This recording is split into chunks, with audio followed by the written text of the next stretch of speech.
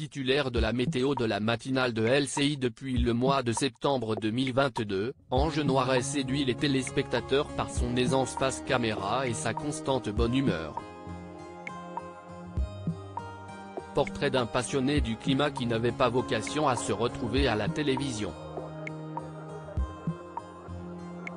Il a le feu dans les jambes, c'est un mec atypique. CIST ainsi que Stéphane Etcheverry, présentateur de la matinale de LCI, décrit Ange Noiret, titulaire de la météo entre 6h et 9h depuis le début de la saison. Les téléspectateurs de TF1, eux, ont découvert son visage le 19 juin 2022, à la présentation de la météo. Le trentenaire a, ce jour-là, remplacé au pied levé Tatiana Silva. Sur les réseaux sociaux, les commentaires ont afflué. J'avais des notifications toutes les 2 secondes. C'était vraiment un truc de fou, se souvient le principal intéressé. Ange Noiret, un féru de sport aux multiples talents. Lorsque nous le rencontrons au siège de TF1, Ange Noiret sort d'un marathon télé de 3 heures sur la chaîne Info, mais garde la pêche. Un œil toujours rivé sur la fenêtre. Regardez le ciel, CIST la base du métier, confirme-t-il. Son rituel d'après-matinale ? Aller à la salle de sport 4 fois par semaine avant de rentrer chez lui faire la sieste et ensuite préparer la prochaine émission. Il veille à se coucher à 21h pour pouvoir se lever à 2h30 du lundi au vendredi.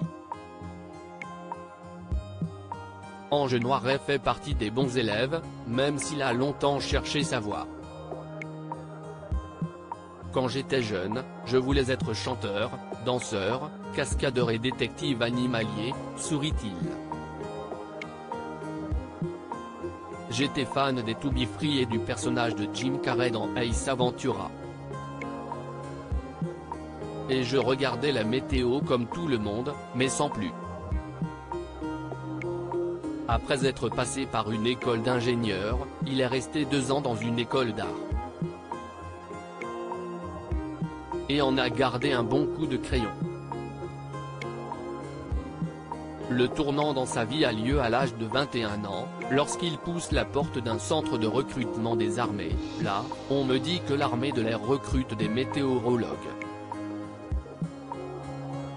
De l'armée à la télévision, il n'y a qu'un pas. Il étudie alors à l'École nationale de la météorologie à Toulouse, ville où il a vu le jour le 11 juillet 1990. Une révélation pour le jeune homme. C'est là que je suis devenu passionné de météo. Alors que j'avais toujours été bon élève sans trop travailler, je me suis surpris à bûcher mes contrôles comme un fou, se souvient-il, fier de son diplôme de technicien en météorologie. Ange Noiret a passé au total 5 années dans l'armée. Il garde le souvenir fort d'une opération extérieure en Jordanie avec une tempête de sable chargée d'éclairs. Fasciné, il est resté à l'extérieur malgré le danger. Les orages, c'est vraiment mon phénomène météo préféré, précise-t-il.